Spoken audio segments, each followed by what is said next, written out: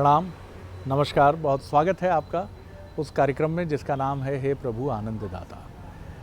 और आज इस कार्यक्रम में एक और चिंतन का सिरा, विषय, बिंदु, आयाम, डायमेंशन ये लेकर हम आपसे फिर भेंट कर रहे हैं, मुलाकात कर रहे हैं। और आज हम जिस विषय पर बात करेंगे वो बहुत ही दिलचस्प है, रुचिकर है और जिज्ञासा उत्पन्न करने वाला भी है। क्यूरोसिटी हमारी बहुत बढ़ जाती है उसको लेकर। विषय ये है कि भीख और भिक्षा में क्या अंतर है। जैसा हम में से बहुत सारे लोग, जैसे आप भी इस समय सोच रहे होंगे कि भीख वो है जो व्यक्ति बेबसी में अंतिम चारा या फिर अपने नैतिक पक्ष, अपनी शर्म को जब वो पूरी तरह से समाप्त कर देता है तो वो भीख मांगने लगता है। और भीख कहीं ना कहीं असहायता का भी बोध कराती है कि कोई चारा नहीं, काम करने की आदत छूट चुकी है, शारीरिक निशक्तता है या कुछ ऐसी कोई ऐसी बुरी लत है जिसकी वजह से अब हम कुछ कर ही नहीं सकते हैं सिवाय भीख मांगने के। भिक्षा में अंतर है। जिनके यहाँ उपनयन संस्कार होते हैं वो भिक्षा मांगते हैं, भिक्षांदेही। सन्यासी दरवाजे पर आता है तो उसके चेहरे पर तेज होता है और वो पूरे तेज से ललकारता हुआ कहता है, भिक्षांदेही, माँ कुछ दान करो। लेकिन उस स्वर में कड़कपन होता है। कई बार तो कुछ सन्यासी जिस तरह से शंखनाद करते हुए भिक्षा मांगते हैं, ऐसा लगता है बिजली कौंध उठी है थोड़ी देर के लिए। तो दोनों के अंतर हैं। और भिक्षांदेही की मांग करने वाला अधिक देर दरवाजे पर रुकता नहीं है। 2 बार, 3 बार, 4 बार, ये भी अधिक हो गया, तो समझ जाता है कि ये यहाँ कुछ प्राप्त नहीं होगा।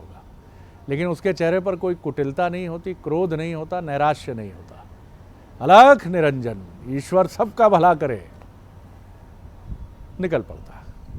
ये मैं उस दौर की बात बता रहा हूँ आपको जहाँ मैंने भी थोड़ा बहुत जो पढ़ा और समझा है कि गुरुकुल परंपरा में भिक्षा मांगना एक बड़ा आवश्यक अंग होता है। आज भी मध्य प्रदेश में कई परिवार जो नर्मदा परिक्रमा पर निकलते हैं, उनमें से कुछ ये बड़ा कठिन संकल्प लेते हैं कि वो 5 घरों से मांगेंगे और 5 घरों में से अगर 5 घरों से कुछ नहीं मिला तो इसका अर्थ है मैया ने कहा है कि आज आपको बिना आहार के सोना है,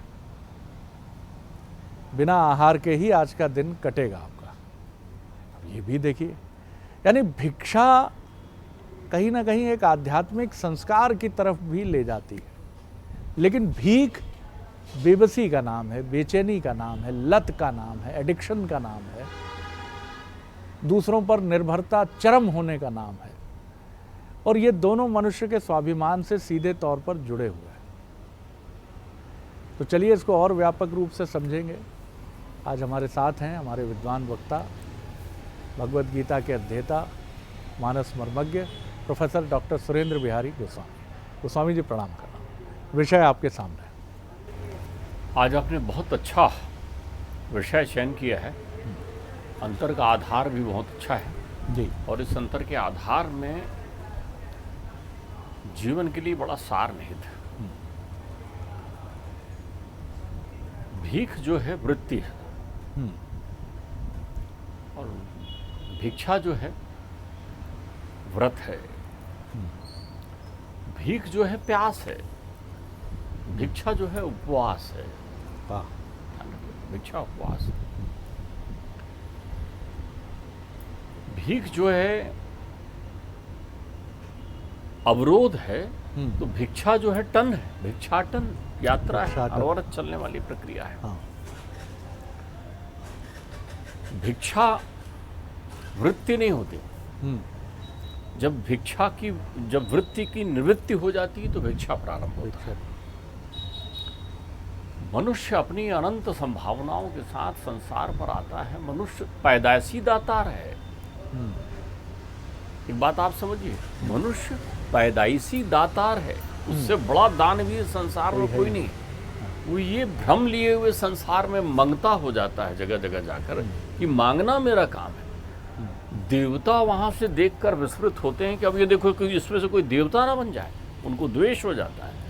इसमें से कोई नारायण की उपाधि ना प्राप्त कर ले, इसमें से कोई ऋषि ना हो जाए, इसमें से कोई सन्यासी ना हो जाए, इसमें कोई श्रवण कुमार ना हो जाए जी। वो देखकर बड़ा आह्लादित होते हैं कि कितने कोटि जन्मों के पुण्य जागृत हुए हैं जब ये दातार उत्पन्न हो गया। ईश्वर ने यदि तुम्हें मनुष्य जीवन दे दिया है तो तुमसे बड़ा दातार कोई नहीं है। मैं चिंतन कर रहा था एक अच्छे साहित्यकार से, साहित्य मनीषी देवेंद्र दीपक से। उन्होंने अपने बचपन की एक घटना सुनाई। उन्होंने कहा कि उनके घर में एक पंडित जी आए, पूजन चल रहा था और उनके हाथ में जो है वो उनको रक्षाबंधन बांधना था, मौली बंधवानी थी। तो उन्होंने यूँ हाथ कर दिया मौली बंधवाने के लिए, खुला हाथ कर दिया। तो पंडित जी ने कहा ऐसा नहीं, हाथ नीचे कर, मुट्ठी बांध और मैं बांधता हूँ। उसमें अक्षत चावल रखा और मुट्ठी बांध के हाथ नीचे कर दिया और फिर उसने मंत्र पढ़ा, ये न बंधु बलि राजा दानवेंद्रो महाबला तेन त्वाम मनुबद्धामी रक्षेण माचल माचला। बलि की तरह दानवीर रहने वाले जो त्रिलोक को परमात्मा को भेंट दे सकते हैं, इतना दानवीर बनने की संभावना। उन्होंने कहा सुनो, ऐसा हाथ कभी नहीं करना, ये मंगते का हाथ है। सिकंदर जब जाने लगा तो संसार में अपने हाथ खुले करके जाने लगा। उसके अलग अलग अर्थ हैं, लेकिन उसका एक आध्यात्मिक अर्थ है कि अगर मुझे देना है तो परमात्मा यही देना कि फिर से मैं आ सकूं, ऐसा मुट्ठी बांध करके। इसलिए संसार में जब मनुष्य आता है तो बंद मुट्ठी लेकर आता है। किसके लिए? दातार होने के लिए। ध्यान रखिए, भिक्षुक जो है मुमुक्ष होता है, मुमुक्ष भक्त, मुक्त होने के लिए अपनी यात्रा प्रारंभ करता है। और जो भिखारी होता है वह आसक्त होता है। ध्यान रखिएगा, भीख तृष्णा है, भीख तृष्णा है। और ये भिक्षा जो है वितृष्णा है। जब सन्यासी को सन्यास की दीक्षा दी जाती है तो उस समय आपने अभी उपनयन संस्कार का ध्यान दिया, ध्यान रखिएगा, भिक्षा देने के लिए अन्नपूर्णा आती है। भिक्षा देने के लिए अन्नपूर्णा आती है और भीख देने के लिए संसार के प्राणी आते हैं ना। अन्नपूर्णा आती। भगवान ने वामन अवतार लिया तो भिक्षाम देही उपनयन संस्कार करके गया है। उपनयन का अर्थ ही होता है, नयन तो सबके पास है, जिसको उपनयन चाहिए उसको भिक्षा मांगनी पड़ती है। उपनयन ज्ञान नेत्र होता है। तो मेरे परमात्मा जब वामन बनकर आए तो उन्होंने भिक्षाम देही माँ कहा तो तुरंत आ गई अन्नपूर्णा में आई प्रभु। साक्षात अन्नपूर्णा दातार बनकर आ गई। त्रिलोक वहाँ खड़ा हो जाता है जब भिक्षा मांगता है। तो जो भिक्षा मांगने वाला भिक्षार्थी होता है, मुमुक्ष होता है, वो किसी के घर में उतने देर ही रुकता है जितनी देर में जलपान किया जा सकता है। पानी पीने का जितना समय होता है उतनी देर ही ठहर सकता है वो, उससे अधिक नहीं। अच्छा। भिक्षा मांगी नहीं जाती। हाँ। भिक्षा मौन होती है। हाँ। वो जाकर केवल आवाज लगाता है और खड़ा हो जाता है। भीख मांगी जाती है। भीख मांगता है आदमी, दे दे भैया, दे दे भैया, वो तृष्णा है, और दे दे भैया, 10 दे दिया, 20 दे दिया। वो संसार में आपके दातार से जैसे ही आप मुक्त हो जाते हो। आपने कहा मेरे पास तो कुछ नहीं देने के लिए, ज्ञान है, श्रम है, सेवा है, कुछ भी कर सकता है। जब वो गिलहरी वहां काम कर सकती है, जब पशु वहां काम कर सकते हैं, तो तू मनुष्य है, दे क्या दे सकता है तो जो मांगने वाला मांगता होता है। अब आप देखिए, मांगने वाले स्वरूप बदल लेते हैं। मांगने वाले से व्यक्ति दूर हटता है, भिखारी से दूर हटता है मनुष्य, और भिक्षार्थी को देखकर ठहर जाता है। एक भिखारी आपके पास आएगा, दे दे साहब, आप देखेंगे बाजार में जा रहे हो, दूर हट के चलेंगे, अरे ये रोज मांगने आ जाता है, कहाँ लगाया। आप उसकी उपेक्षा करते हैं, अपेक्षा, क्योंकि वो आपसे अपेक्षा करता है। भिक्षा वाला बिना अपेक्षा के आपके पास आता है। सुदामा जाते थे 5 घरों में, भिक्षाम देही भगवती भव मातृशक्ति से मांगते थे, जो देना भिक्षा मांगते थे। सुदामा कभी नहीं कहते कि द्वारिकाधीश मुझे कुछ दो, लेकिन द्वारिकाधीश जानते हैं ये भिक्षुक है, कुछ देना होगा। ध्यान रखिएगा, कितनी सुंदर बात है। परमात्मा भी भिक्षुक बनकर जाते हैं। अनुसुईया के यहाँ गए, अत्रि ऋषि के यहाँ, परमात्मा को भी भिक्षुक बनने में आनंद की अनुभूति होती है। और एक परमात्मा नहीं गए, अकार उकार मकार गए। क्यों? महासती से भिक्षा मिल रही है, भिक्षाम देही माँ करके गए। ब्रह्मा विष्णु महेश तीनों गए। लीला देखिए, तो जो दातार होता है उसमें कितनी शक्ति होती। मेरी भगवती ने कहा, अनुसुईया महासती ने, चलो तीनों बालक बन जाओ। तीनों बालक बन जाओ। त्रिदेव बालक के रूप में उत्पन्न हो गए। भिक्षा मांगने तो रावण भी गया था, लेकिन वो स्वरूप भिक्षा मांगने का रखा था, भीख मांगने लगा वो। ठीक बात है। क्या मांगने लगा? भीख। तो भीख मांगने वाले मांगने के कारण उसकी गति वही हुई जो भिखारी की होती है। भिक्षुक आपको संदेश देने जाता है आपके घर में कि देखो, संसार स्वप्नम तजमोह निद्रा, वो आपको जागृत करने जाता है। और भिखारी आपको आसक्त करने जाता है। राम राम राम, बेचारा देखो, अच्छा पैसा संभाल के रखो, नहीं तो भीख मांगना पड़ेगा। कितना संभाल के रखो, मंगता तो आप हैं, मंगता के स्वरूप बन गया। किसी ने कहा मुझे बाय हैट भिखारी, अच्छा बहुत बढ़िया भाई। तो देखिए, भिखारी के स्वरूप, मंदिर गए नहीं कि भीख मांगना शुरू, बना के भेजा है दातार, लेकिन मंदिर गए तो आपने स्वरूप बदल लिया, ये दे दो वो दे दो। आप नहीं देखते वो बाबा लोग जो आते हैं चारों तरफ, कैसे मांगने वालों की भीड़ रहती, मेरे लड़का पास हो जाए, मेरे बहू ठीक हो जाए, मेरे चमत्कार के पीछे दौड़ रहे हैं चारों तरफ। क्यों? भिखारी बन गए। भिक्षुक बनिए। वो मुमुक्ष पद का पदगामी होता है। भिक्षुक ही ऋषि होता है। भिक्षुक ही ऋषि होता है, ज्ञान प्राप्त करता है संसार सागर। भिक्षुक मौन होता है। भिक्षुक याचक नहीं होता है, वो कहीं याचना नहीं करता। अरे आप कम से कम परमात्मा के सामने भिक्षुक बनकर ही खड़े होने का अभ्यास शुरू कर दें। आप जब आप मौन बन के परमात्मा के सामने जाएंगे, एक घड़ी के लिए जितनी देर जल पीते हैं, बस परमात्मा को जो देना है अपरिमित रूप से आपको दे देगा। क्यों? आप तो दातार हैं, आप दो ना। आप क्या दे रहे हो संसार में? आपने तो धन को समझ लिया है, वो जो जिसको छोड़ जाना है उससे अपनी तिजोरी भर के रखी हुई है। कुछ नहीं, चाबी का पता भी नहीं बता पाओगे, तोड़ी जाएगी चाबी आपकी। बाबूजी कहते थे कागज के नोट सब गल जाते हैं पानी में डालो तो, जो नहीं गलता वो तुम्हारे पास है। तो ध्यान रखिए, भिक्षा का पथ जो है वो विरक्ति का पथ है। भीख का पद आसक्ति का पद है। जन्म जन्मांतर के भाव जब जागृत होते हैं तब ये वृत्ति आपके अंतर चिंतन में आती है। और आप भक्ति साधना के लिए ये बहुत अच्छी वृत्ति है, यह अहंकार का दमन करती है। तो शायद जो आप कह रहे हैं उसको मैं इस रूप में भी ग्रहण कर पा रहा हूँ, जैसा आपने बार बार कहा कि भिक्षा जो है वो एक तरह से अपेक्षा मुक्त एक आग्रह है। आप कहीं कुछ चाह नहीं रहे, आप सब कुछ छोड़कर कुछ जीविकोपार्जन के लिए जो बहुत ज़रूरी है, या वो आपके आध्यात्मिक संस्कारों की श्रेणी में है। और भीख तो मजबूरी, बेबसी और आसक्ति का ही नाम है। देखिए,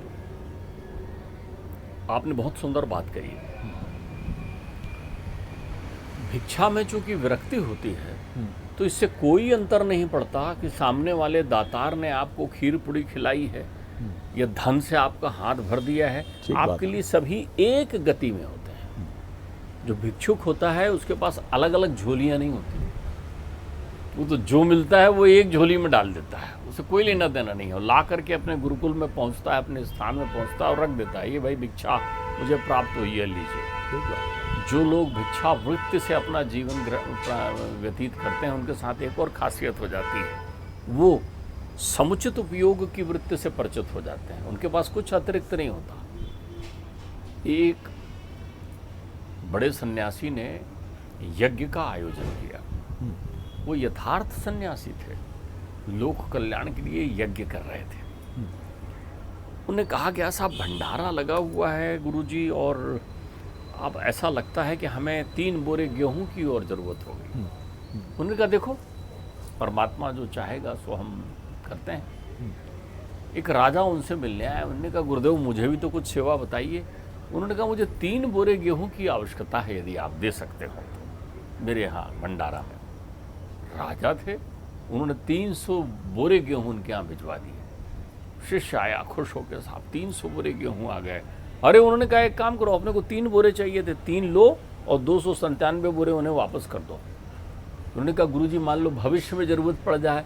अरे बोले जिसने 300 भिजवाया वो भविष्य का भी ध्यान रखेगा, भाई मुझे तो 3 बोरे ही चाहिए।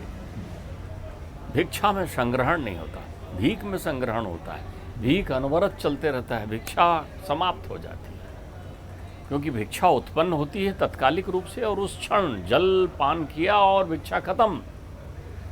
भीख तो जल पीने के बाद में फिर उत्पन्न होती है कि अरे कुछ खाने के लिए कह देते हैं हमको। भीख तो फिर उत्पन्न होती है, कुछ कपड़ा भी मिल जाता हमको। तो जो लोग भीख मांगते हैं वो अपने दातार का अपन भूल लेते हैं, वो जन्म जन्मांतर तक भ्रमण करते हैं, वो तब के हैं। ठीक। और भिक्षा मांगने वाले आपके होते हैं जिनमें ये वृत्ति आ गई, ये प्रवृत्ति की ओर उनका उनके चरण पहुंच गया, तो ये समझ लीजिए जीवन उनका आनंद आनंद का होता है। लेकिन ध्यान रखिए, भिखारी वही नहीं है जो सड़क में आपसे भीख मांगता है। ये आपको आत्मचिंतन करना पड़ेगा। जहाँ जहाँ अपेक्षाएं हैं, जहाँ जहाँ तृष्णा है, वो सब भीख का ही स्वरूप है। बहुत सारे लोग अच्छे अच्छे कपड़े पहनकर भीख मांगते हैं, न मांगे तो उनके अंतर वो वृत्ति चलते रहती है। मैं कह रहा हूँ भिक्षा की वृत्ति भी यदि तुम्हारे अंतर चिंतन में आ गई तो संतोष आ जाएगा तुम्हारे जीवन में, और तुमसे धनी कोई नहीं होगा। ठीक बात है। आचार्य शंकर से किसी ने पूछा था ना कि को आ दरिद्रो ही विशाल तृष्णा, तृष्णा ही भीख है। श्रीमंत को यश, और कौन श्रीमंत है? तो उन्होंने कहा कि जिसके जीवन में संतोष है। तो संतोष जो है भिक्षावृत्ति है, तृष्णा जो है भीख है। तो आज संपूर्ण सचराचर सृष्टि के जितने लोग हैं वो भीख पथ पर चल रहे हैं। वो अपने स्वरूप का भान छोड़ करके रूप की आसक्ति में चल रहे हैं। ध्यान रखिएगा, भीख शरीर है, भिक्षा मन है। तो जैसा डॉक्टर गोस्वामी ने बहुत सुंदर बात कही है कि भीख और भिक्षा का जो अंतर है वो बहुत ही महत्वपूर्ण है। ये आवश्यक नहीं है कि भीख मांगने वाला हर व्यक्ति धर्मस्थल के आसपास ही नज़र आए या सिग्नल्स पर नज़र आए। भीख मांगने की वृत्ति मनुष्य का एक बहुत ही अनिवार्य हिस्सा भी कई बार बन जाती है। कई लोग इसी को सफलता की सीढ़ी मान लेते हैं। उन्हें ऐसा लगता है कि गिड़गिड़ाना या याचना करना ही, क्योंकि याचना और गिड़गिड़ाने में अपने को बहुत छोटा करके सामने वाले को बड़ा दिखाने की भी एक वृत्ति होती है कि साहब आप महान हैं, दाता हैं, प्रमोशन दे दीजिए, इंक्रीमेंट दे दीजिए, गाड़ी दे दीजिए थोड़ी देर के लिए, कुछ दिन के लिए कुछ पैसे उधार दे दीजिए। गोस्वामी देखिए, आपने अब इस विषय को अपने इस संबोधन के साथ में इस विषय के गूढ़ अर्थों को परिभाषित किया है। हमारे श्रोता ये ना समझें कि जो लोग भिक्षा वृत्ति के लिए या भीख मांगने के लिए आपके घर के आसपास निकलते हैं, हम सारा चिंतन उनके लिए कर रहे हैं। हमारा यहाँ चिंतन आपकी उस याचना के लिए है जो आपके अंतर मन में चोर बनकर बैठा हुआ है, ठीक बात, जिसके कारण आप मुक्त नहीं हो पा रहे हैं। यहाँ वो भीख पर बात हो रही है जी। वो तो विवश है, बेबस है, बेसहारा है, घर के लोगों के द्वारा ठुकराया हुआ है। वो क्या करे? उसके पास बैठकर उसको थोड़ी समझाओगे जाग तू बहुत बड़ा दातार है, वो कहाँ समझेगा? वो रोगी है। ध्यान रखिएगा, रोगी, शरीर का रोगी भीख मांग रहा है, लेकिन मन का योगी भिक्षा मांग रहा है। बात उसकी नहीं है। अब यहाँ पर हम दूसरे स्वरूप में आ रहे हैं, जो हमारा मूल उद्देश्य है कि हम याचक नहीं हैं जीवन में। परमात्मा से हमारी प्रीति का मुख्य आधार याचना है हमारी, इसलिए हम सब भिखारी हैं। उसने बना के भेजा है दातार, लेकिन कभी उसको धन्यवाद देने का प्रयत्न ही नहीं किया, पूजा ही नहीं की, जन्म जन्मांतर निकल गए। आप क्या बात कर रहे हो? कोई व्यक्ति पूजा नहीं करता, कोई बिरला है सौभाग्यशाली जो पूजा करता होगा। पूजा का अर्थ है कि तुमने मुझे इतना धनवान बनाया, मैं कैसे मन से तुम्हें धन्यवाद दूं? क्या तुमने धन्यवाद दिया कभी ईश्वर को? जब तुम धन्यवाद देते हो ईश्वर को तो भिक्षा मांगते हो, और जब मांगते हो तो भीख मांगते हो। हम केवल इतना चिंतन करना चाह रहे हैं कि आप भीख मांगना बंद करें। आपने कहा किससे? उससे जिसने आपको त्रिलोक दे रखा है, जिसने आपको मनुष्य जीवन दे रखा है, उसको धन्यवाद दीजिए। क्योंकि वो जो है मांगने वाले को नहीं देता, वो जो है मांगने वाले को नहीं देता, लेकिन उपेक्षा भी नहीं करता। वो देखते रहता है, वो कहता नहीं बेटा ये विषय मत मांग, नहीं बेटा, बार बार कहता है नहीं, लड्डू दो, लड्डू दो, लड्डू दो। फिर दे देगा एक लड्डू, फिर दे देगा दूसरा लड्डू, लड़का दे दो, बच्चा दे दो, परिवार दे दो, घर दे दो। तुम्हारी तो मांग कभी खत्म ही नहीं होती ना। तो तुम तो अजीब जन्म जन्मांतर के भिखारी हो, इसलिए उल्टा लटकते हो फिर आते हो, उल्टा लटकते हो फिर आते हो। लेकिन एक दिन भिक्षा मांग कर देखो, मौन हो जाओ उसके सामने जाकर और उसको कहो धन्यवाद देता हूं, तो फिर तुम्हारी जन्म जन्मांतर की प्रक्रियाएं खत्म हो जाएगी, तुम्हारे उल्टे लटकने के ढंग खत्म हो जाएंगे। इसलिए कहा गया है मांगे से मोती मिले, बिन मांगे मोती मिले, और मांगे मिले ना भीख। तो रोज मांगो नहीं मिलता, और बिना मांगे मोती मिलता है। तो मोती चाहिए तो भिक्षुक की वृत्ति लाइए अपने अंतर चिंतन में। और भिक्षुक वही होता है जो सब त्याग करके निकलता है। बुद्ध बने भिक्षु, ठीक बात है। विवेकानंद बने भिक्षु, सब छोड़कर निकलता है। आचार्य शंकर बने भिक्षु। कभी कल्पनाओं में वो वृत्ति तो लाके देखो, कितनी शिकायतें, कितनी मांग, खत्म नहीं होती। मैं तो देखता हूँ सारा संसार एक मंगता प्राणी बन गया है जहाँ करके। थोड़ी देर के लिए भी ये वृत्ति खत्म नहीं होती। कभी धन्यवाद नहीं कहा उसको जाकर के। मैंने आपसे कभी कहा था कि मेरे पिताजी कहते हैं कि सड़क में चले जा रहे हो और किसी का एक पेन गिर जाए और कोई पीछे से ला के पेन आपको दे दे, तो आप उसको बार बार और पलट के कहेंगे अरे thank you thank you thank you, आपने मेरा पेन दे दिया करके। और जिसने जीवन दे दिया है उसको तुमने कभी धन्यवाद कहा है? वो बिजली विभाग के आदमी को, जिसको पैसा देकर बिजली ले रहे हो, आप पैसा दे रहे हो, लेकिन अगर आपके घर में आ जाए तो आप उसको 2 बार नमस्कार कर रहे हो। ओह बिजली विभाग का आदमी जरा देखे रहेगा। क्यों? क्योंकि तुम्हारे अंतर चिंतन में वृत्ति ही भिक्षा की भरी हुई है, भीख की भरी हुई है।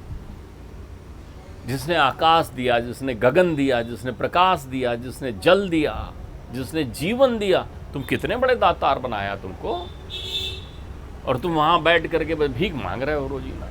हम उस भीख की बात कर रहे हैं, ये वृत्ति वही है। नहीं तो कहीं ऐसा ना हो लोग समझ जाएं कि आज शरद जी और गोस्वामी जी बैठ करके वो भिखारियों के विरुद्ध में शंखनाद कर रहे हैं। वो तो संसार के वो बेबस दीनहीन प्राणी हैं जो अपना भोग रहे हैं। हम आपकी वृत्ति पर चिंतन कर रहे हैं, मनोवृत्ति पर, कि आप में कब ये भीख की वृत्ति खत्म हो जाए, कब आप याचक से हट जाएं, कब दातार की अनुभूति करने लगें, और कब आप उस भिक्षा की वृत्ति को समाहित कर लें अपने अंतर चिंतन में, जिससे आप कह सकें कि मैं उससे कुछ नहीं मांगता। खड़े तो हो जाइए, आवाज़ तो लगाइए। यही सबसे सुंदर बात है। और गोस्वामी जी की इस बात से मैं सोच रहा था कि एक भिक्षुक को अगर गरिमा में जीवन यापन का कोई विकल्प दिया जाए तो वो सुधर जाता है। लेकिन कोई भीख मांगने वाला अगर भिक्षुक का स्वांग कर रहा है, उसको कैसे सुधारा जा सकता है? और शायद इस जगत में अधिकांश श्रेणी ऐसे ही भिक्षुकों की है जो स्वांग कर रहे हैं कि वो भिक्षुक है। वो दिन में 10 बार कहते हैं ना मुझे गाड़ी की ज़रूरत है, ना बड़ा बंगला चाहिए। ले लिया, वो तो हाउसिंग बोर्ड का मिल रहा था तो ले लिया। अब गाड़ी थोड़ी चाहिए। वो तो गुड्डी की मम्मी जो है ना, गुड्डू की, वो कहती है कि एसी के बिना मेरे को पसीना आता है, ब्लड प्रेशर है, तो ले लिया। यानी किसी की टोपी किसी के सर। प्रेम नहीं मिला, भैया नाराज हो गए। मैं तो बहुत प्रेम करता हूँ। अरे भैया, तुम्हारे जैसा भिखारी तो पूरी दुनिया में नहीं मिलेगा। तुम प्रेम करते हो, उधर से प्रेम नहीं है तो चाकू लेके ढूंढ रहे हो। कोई और वितंडावाद खड़ा कर दिया। यानी तुमसे बड़ा निकृष्ट प्राणी कोई होगा? भिक्षुक ईश्वर से मांगता नहीं है। भिक्षुक में यह आत्मविश्वास होता है, तुम तो मेरे माता पिता हो, तुम नहीं करोगे तो कौन करेगा, मैं क्यों मांगू? पेट दिया है, जीवन दिया है, तुम ही गरिमा से निर्वाह करोगे। इतने निष्ठुर थोड़ी हो तुम। आप और हम जरा टटोलें अपने मन को। क्या यह आत्मविश्वास हमारे भीतर है? याचना से भरा, ऐसा लगता है जैसे हम अपने माता पिता के सामने स्वांग करते हैं, बॉस के सामने स्वांग करते हैं, बंधु बांधवों के, अरे भैया बहुत कष्ट है, थोड़ा सा कुछ कर दे। ऐसे ही ईश्वर के सामने है साहब। खड़े हो गए, जितने अश्रु थे निचोड़ के आंखों में प्रकट कर लिए, हे भगवान अब तू ही कर। नहीं, एक आत्मविश्वास, सही बात है, ईश्वर ने आपको इस जीवन, अमूल्य जीवन का उपहार दिया। क्या भिखारी बनकर उससे मांगे? गोस्वामी देखिए, मैं आपको बताऊं, मैं अपनी कल्पनाओं के एक चिंतन में कभी मैंने पिताश्री से प्रश्न किया था कि क्या होता यदि दशानन अपने मूल स्वरूप में आकर मैया के पास भिक्षा मांगने जाता। वो स्वांग नहीं रचता, उसके अंतर चित्त में मैया के हरण की भावना नहीं होती, और वो प्रत्यक्षता जाकर बोलता कि हे जगत जननी मुझे भिक्षा प्रदान कर, तो क्या होता? पिताजी ने कहा था वो देवत्व को प्राप्त करके अजर अमर अनादि अखंड हो जाता। जिसके लिए तृण समान त्रैलोकी जानी भवानी सामने बैठी हुई है, उनको कहता कि मैया मेरे प्रारब्ध में लिखा हुआ है, मुझे अमरता मिली नहीं हुई है, नर बानर जो है मेरे शत्रु हैं, और ऐसी ऐसी प्रक्रिया हुई। रावण तो त्रिकालदर्शी था। तो मैया कहती तथास्तु, जा बेटा, तेरा अभय होगा, कुछ नहीं करते। वो रामलला से कह देते खबरदार, ये मेरा पुत्र है दशानन, इसके आहित नहीं होना चाहिए। तो आज दशानन सृष्टि में त्रिलोक में बैठा हुआ प्रत्यक्ष इंद्र होता। तो हमारी जो अंतर्मन की व्यवस्था है वो हमें दो पथ देती है। एक भिक्षा का पथ देती है जिसमें मांगा नहीं जाता, बिल्कुल सही, जिसमें उपस्थित होकर केवल कहा जाता है, पुकार लगाई जाती है कि देखो परमात्मा मैं आ गया, तुम्हारे पथ पर हूँ, खड़ा हो गया हूँ। बिल्कुल सही है। एक वो है जिसमें मांगा जाता है, मांगा। और जब जब आप मांगते हैं तब तब आपको मिलता नहीं बिल्कुल है, सही कहा। और जब जब आप नहीं मांगते हैं तब तब आपको प्राप्त हो जाता है। सुपथ और कुपथ, इसको इस रूप में भी समझिए। भिक्षुक जो है वो सुपथ का मार्ग है, और भीख कुपथ है। जो बहुत सुंदर बात, मेरा भी चिंतन अचानक दौड़ा, मैंने भी कल्पना की कि अगर रावण अपने वास्तविक स्वरूप में मैया के सामने आता तो शायद माँ ये भी कहती कि तू आंख बंद कर चिंतन में देख, मैं तुझे एक युद्ध दिखा रही हूँ जो तेरे सद्मार्गी होने पर शायद अब टलने वाला है, लेकिन इस युद्ध में क्या क्या होगा ये देख। और पूरी रील घूमती, हनुमान जी के जाने से, लंकिनी को मुक्का मारने से लेकर, अशोक वाटिका में सीता जी के पास जाने से लेकर, कुटुंबियों के बार बार चिरौरी करने से लेकर, विभीषण से लेकर, और अचानक रावण की तंद्रा टूटती। ओह माँ, मैं क्या अधम पाप करने जा रहा था, मैं तो अपने समूचे कुल की नाक काटने वाला था, मैं शूर्पणखा की नाक से पूरा पूरा रावण अपने कुल का नाश कर लेगा। तो माँ मुस्कुराती कि तू जाग गया है रावण, जा, अभय होकर अपना शासन चला, इंद्र का सिंहासन हिलता है तो हिलने दे। लेकिन जो घटना रहता है, क्योंकि रावण वहाँ भिखारी हो गया था, वो भिक्षुक नहीं था। तो ये बहुत महत्वपूर्ण बात है, इसको अपने दिमाग में हम बिठा कर रखें। और यही सबसे महत्वपूर्ण बात है कि आप जब भिक्षाटन के मार्ग पर चलते हैं तो अपेक्षा मुक्त होते हैं। इसीलिए एक शेर कितनी खूबसूरत बात कहता है कि भीख भी मांगी तो ऐसी शान खुददारी के साथ कि देने वाला ताउम्र हमसे शर्मिंदा रहे। जिसने दिया है वो नज़रें झुका कर कह रहा है, लीजिए स्वामी जी, कृतार्थ हुआ मैं कि आपने मेरे सामने झोली फैलाई। ये भिक्षाटन है, और भीख तो भीख ही है साहब, कहीं भी मांगी जाए। बहुत धन्यवाद करता हूँ गोस्वामी जी। अगले एपिसोड में एक और विषय लेकर उपस्थित होंगे। प्रणाम, नमस्कार।